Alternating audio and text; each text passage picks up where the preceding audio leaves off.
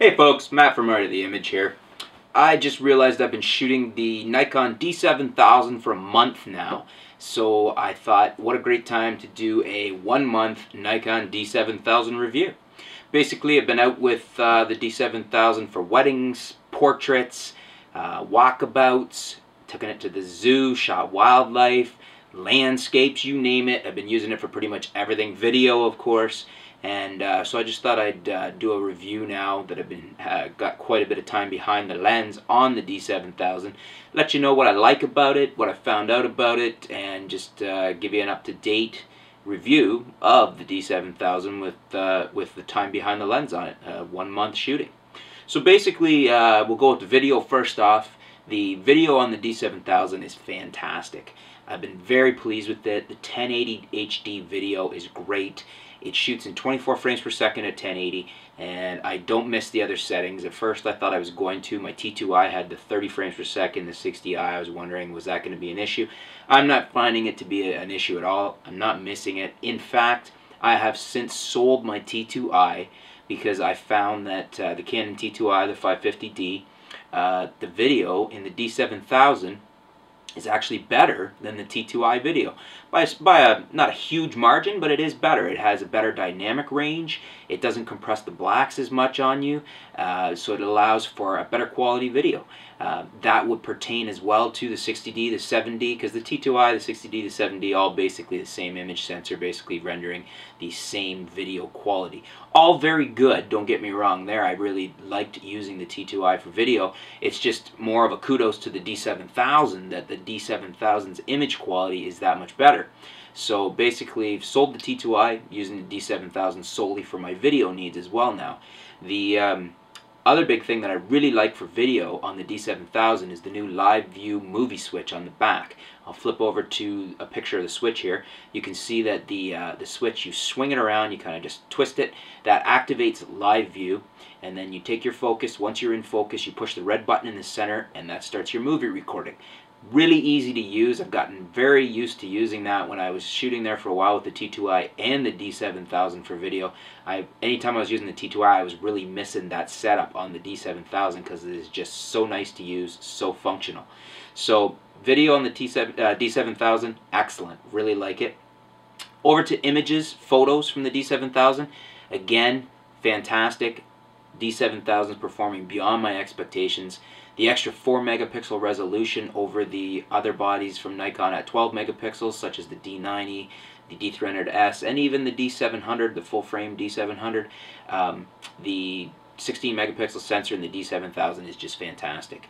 It is now the king of DX crop sensor DSLRs. If you check on dxomark.com, the D7000 has the best high ISO image quality, lowest noise, best image quality for high ISO of any DSLR on the market for a DX crop camera. So that means it beats the 7D, it beats the 550D, the T2i, it beats the 60D, and it beats all the Nikon previous, the D300X, or sorry, the D300S and the D90.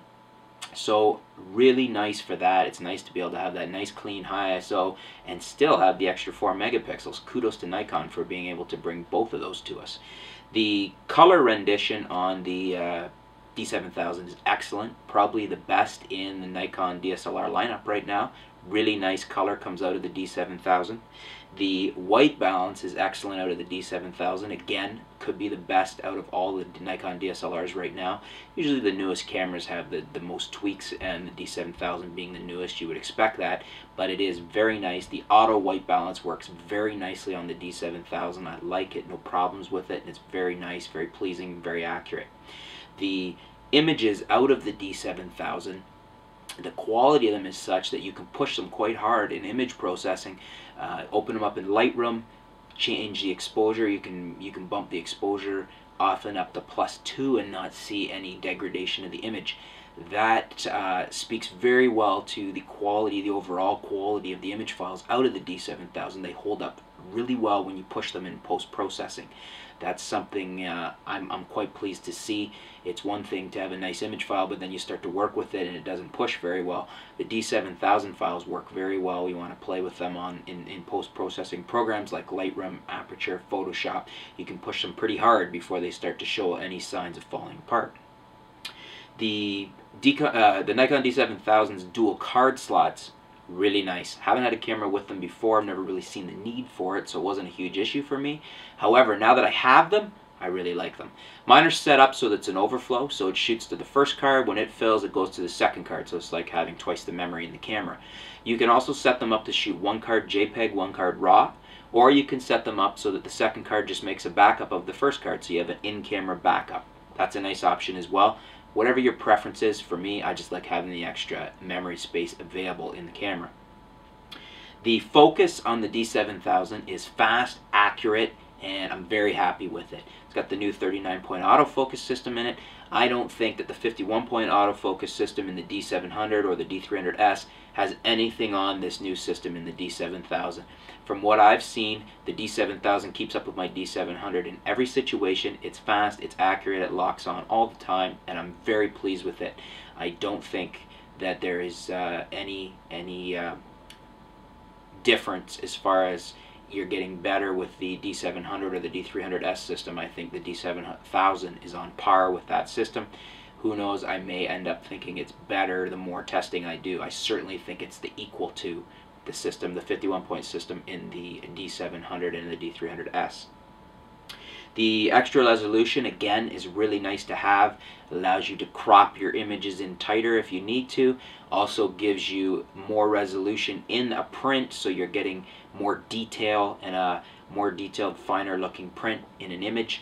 So, you know, win-win situation there. We've got the extra resolution with no loss in image quality, so excellent on that point. The size and weight of the Nikon D7000 is excellent. It's roughly the same size as the D90, maybe a tad bigger, but it weighs a little bit more, but feels more solid, more rugged. The best way to describe it is if you felt a D700 body, the D7000 is like a smaller version of the D700 body.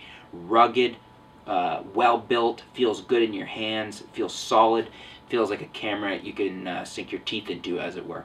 It's a really nice body combination in that sense. It's not too small, but it's not too big, and it doesn't weigh too much. It's a nice camera to shoot with all day without it wearing you out for being a very heavy camera around your neck. It balances well with all my lenses. I don't find it's too small for any of my lenses. Camera like the D3100, a smaller camera, sometimes you get a bigger lens on there and you're feeling like it kind of feels small and unbalanced on the lens. I'm not feeling that with any of my lenses on the D7000.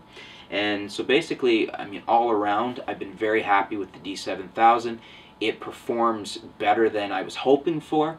It is a very good camera. It's the current best crop sensor DSLR on the market, regardless of brand.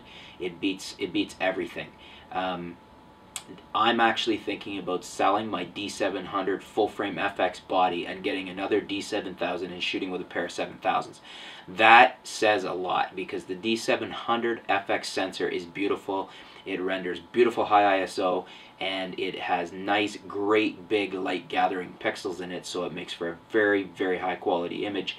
So for me to be saying that the D7000 is so close to the 700 in image quality, that's just kudos to the 7000, because it is very, very nice in terms of image quality, such that I feel I may want to shoot with two 7000s and get the extra resolution and not shoot with a 700-7000 combination any longer. I'm still thinking that one out, but it's made me think that. So I can't tell you any cons with the D7000, because I haven't found anything I don't like, to be quite honest, about the D7000.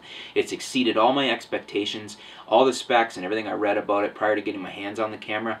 I'm fully satisfied with everything they promised, and some. It delivers more, delivers in spades. I would fully recommend it to anybody considering buying the 7000. Go for it. You're not going to be disappointed. It's a fantastic body. I think it's going to be one of the best sellers, one of the best cameras of all time for any camera company.